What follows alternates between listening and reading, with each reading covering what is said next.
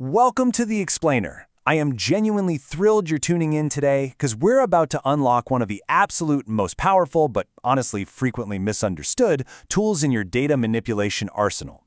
We're talking about mastering rolling totals using SQL window functions, and specifically, we're going to look at how the magic happens inside SQL Server. Look, if you've ever felt like your database queries are literally fighting against you when you're just trying to calculate some basic trends over time, you are in the exact right place. We're going to demystify the whole shebang step by step to get you straight to SQL mastery. Let's just get right into it. Okay, I want you to think about this for a second. How do you track trends without collapsing all your data?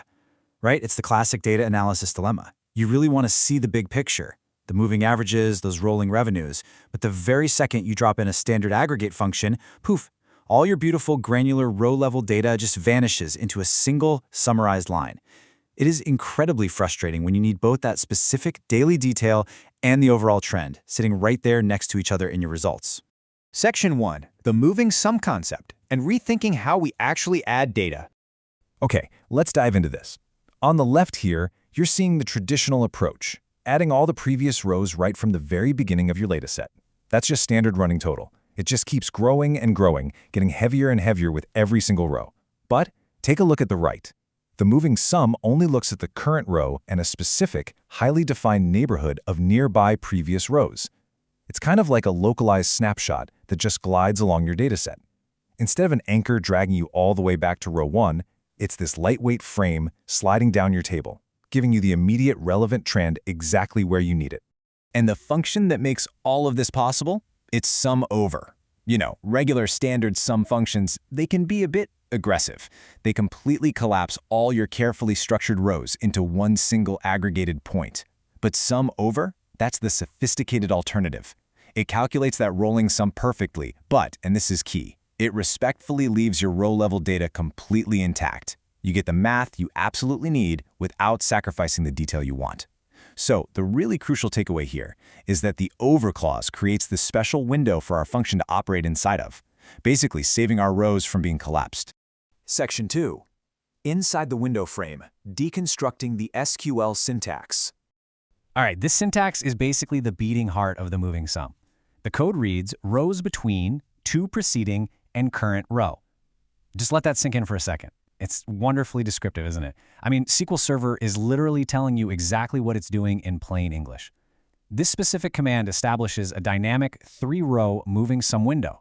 It's basically drawing a temporary boundary around your data that updates dynamically as the query runs down the table.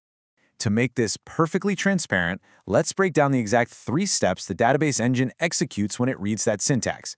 Step 1, it zeroes in and takes the current row it's processing. Step 2, it looks backward and includes exactly the 2 previous rows based on how your data is sorted. And step 3, it simply adds those 3 values together. Bam! That gives you your 3-row moving sum for that specific line. And when it moves to the next row, the whole frame just slides down by 1, dropping the oldest row and picking up the newest. It's just an incredibly elegant mechanical loop. Section 3. The tiebreaker secret. Keeping your data predictable. Now, what's really interesting about this slide is the hidden danger lurking here if we don't strictly control our rolling order. Basically, an unordered window is a dangerous window. Just consider the sale ID column for a minute. If we just sort our window by sale date, which sure makes intuitive sense for a timeline, what happens on July 16th where we clearly have 2 sales? The database engine actually doesn't inherently know which one came first. The order becomes totally arbitrary, and your moving sum might literally yield entirely different results on different days for the exact same data. No way we want that. That's exactly why your order by clause must be order by sale date, sale ID. That sale ID acts as the ultimate tiebreaker. It's the unsung hero that forces a strict, undeniable, and perfectly predictable rolling order, even when those dates inevitably repeat.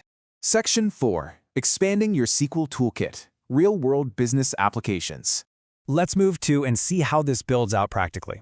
We've been talking about a 3-row sum, right? But how do we scale this to a 5-row moving sum? Well, it's incredibly simple. Actually, scratch that, it's almost too simple. You just change the frame in your SQL script to rows between 4 preceding and current row. Boom. By shifting one single digit in your code, you've instantly expanded your analysis window. 4 preceding plus the current row equals a 5-row moving sum. This proves the incredible modular flexibility of window functions. You can adjust your analysis timeframe in mere seconds depending on the exact question your business is asking that day. And this brilliantly illustrates why you need this in your toolkit right now. We're talking sales trends, rolling revenue, short-term performance tracking, moving KPIs, financial reports, demand analysis, the whole 9 yards. You can use moving sums to smooth out those jagged, jumpy daily sales trends to see the actual, undeniable trajectory of your business. You can instantly calculate rolling revenue for literally any custom time period.